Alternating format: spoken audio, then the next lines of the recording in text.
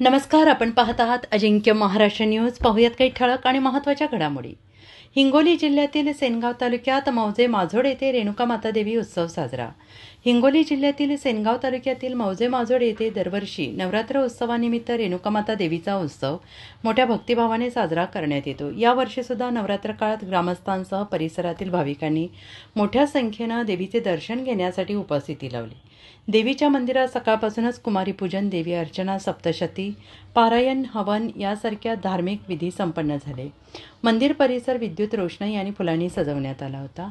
महिला भक्तांनी हळदी कुंकवाचा कार्यक्रम करून देवीला पारंपरिक नैवेद्य अर्पण केला.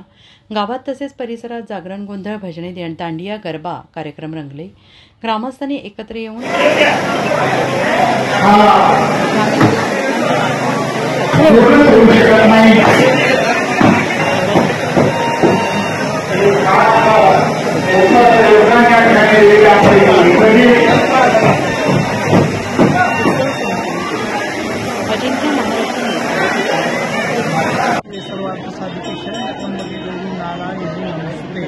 सर्वप्रथम माँ रेणुकेच्या चरणी नतमस्तक होऊन असे सांगतो की या देवी संस्थान माझोड या ठिकाणी माँ जगदंबा रेणुका माता एका भक्ताच्या पाठीमागे आलेली.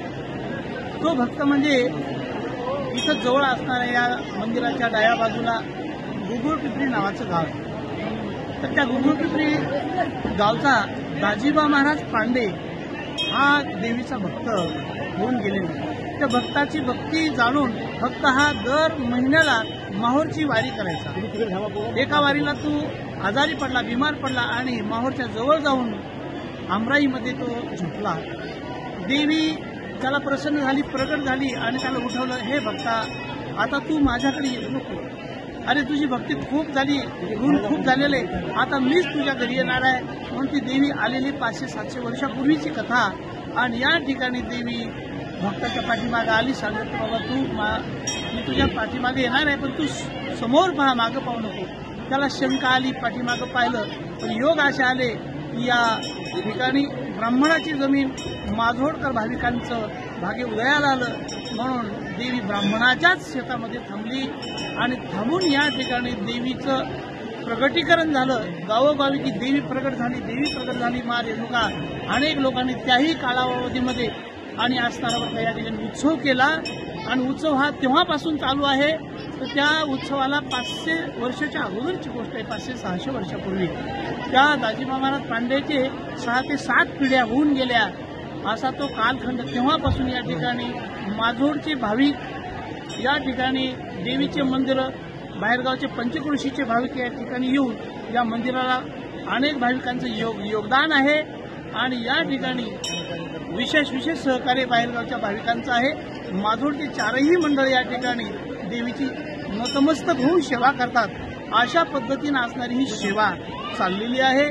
म्हणून असा हा नवरात्र महोत्सव हा 9 दिवसाचा साजरा होतो.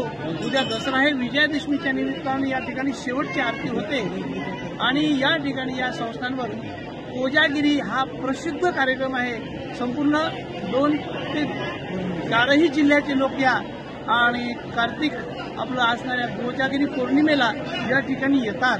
आणि रात्रीला बरोबर 11-11:30 वाजता आणि शर्ट बनेन उतरवून या ठिकाणी चांगल्यापैकी साधना करतात. आणि कोजागिरीचं काय महत्व आहे त्या दिवशी ते सांगितलं जाते. आणि या ठिकाणी भरपूर असा प्रसाद असतो. दूध घोटीचा, भजे, खिचडी वगैरे मंडळाच्या वतीनं लोकांना प्रसाद असतो. अशा पद्धतीनं असणारा इथचा कार्यक्रम चाललेला आहे. आणि वरचेवर हजारोच्या संख्येनं या ठिकाणी 9ही दिवस लोक आरतीची सेवा वाढवतात आणि महाप्रसादाचा कार्यक्रमाकरता अनेक बाहेरगावच्या भाविकांची सुद्धा या ठिकाणी योगदान आहे, श्रमदान आहे. त्याचप्रमाणे आणि उद्या महाप्रसाद आहे, उद्या विजयादशमीचा. म्हणून या ठिकाणी अनेक लोकांचं सहकार्य आहे. अशी देवी संस्थान माझोड, तालुका शेनगाव, जिल्हा हिंगोली हे संस्थान अतिशय प्रसिद्धीला आलेलं आहे. आणि या ठिकाणी आरतीचा कार्यक्रम अतिशय शांततेनं, थाटामाटात आणि शिस्तीमध्ये पार पडतो. म्हणून माझोड हे देवस्थान हे फार पूर्वीचं जुनं आहे. आणि आदिशक्ती रेणुका माता ही सर्व शक्तीमध्ये आदिशक्ती आहे आणि तिचं ठाणं आमच्या माझोडमध्ये प्रसिद्ध आहे. आणि याचं जेवढ्या उदयास आणण्याचं काम जे केलं ते भगवान बाबा पारिष्कर आणि आमचे संस्थानचे अध्यक्ष प्रल्हाद बापू मुळे यांच्यामुळे त्याला सर्व भरभराट चालू आहे आणि इथून पुढेही होणारच आहे. म्हणून आहे ना की युनिशे रोप लाविले द्वारी त्याचा वेलू गेला गगनावरी. तसं या दोघांनी इथे काम केलेलं आहे आणि आम्ही सगळेजण गावकरी सगळे इथे सहकार्य करतो. तसेच पंचक्रोशीतील माणसं सगळं इथे अन्नदान करत आहेत.